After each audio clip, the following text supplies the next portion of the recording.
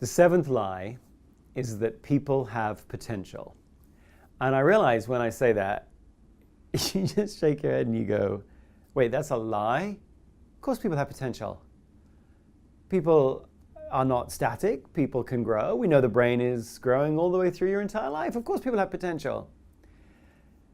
And in fact, in business, of course, we rate you on potential. You have the 9-box grid, right? You have performance and potential, and we put you somewhere on the performance potential grid. But push on that a little bit.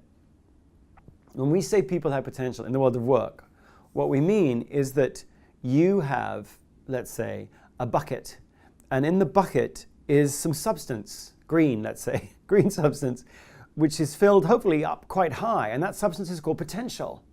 And this substance called potential is a really useful thing. Wherever you go with your bucket of potential, whatever job you're in, whatever the context you're in, it sort of turbocharges you. And it gives you more opportunities to learn and grow and be effective. In fact, if your bucket is quite filled with this thing called potential, we have a name for you. You're called a hypo.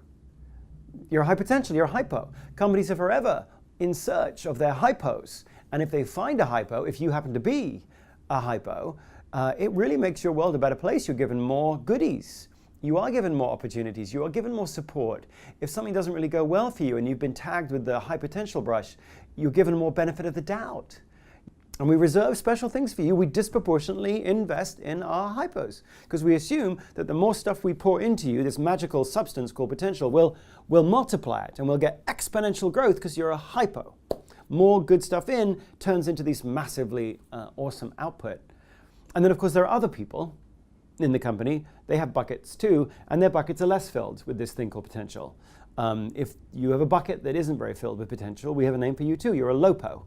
If your bucket is actually empty or maybe has a hole in it, then you're a nopo. So you've got hypos and lopos, or hypos and nopos. As though there are some people in the company who've got lots and lots and lots of this thing called potential and other people that don't. And yet when you actually look at the data and you say, well, have we ever found this thing called potential? Have we ever measured it? Have we ever reliably measured whether you, for example, have more potential than your colleague? The answer to that question is no.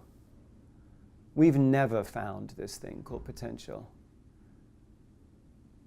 We've never found a way to prove that somebody has got more of a thing, that regardless of the circumstances, regardless of the job, regardless of anything, they've just got more potential power.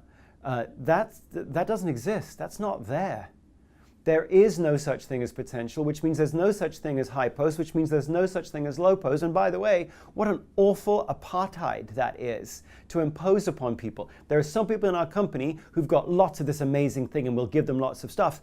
And there's other people in our company that don't have this thing and we won't give them very much of that stuff at all. What an appallingly unethical, immoral stance to take on human beings. And yet, this stance is what we take in company after company after company after company. We label you hypo and we label everyone else less than. It's awful. And it's all the more awful, not just because it's not productive, because we're sort of believing in something that isn't real. It's awful because it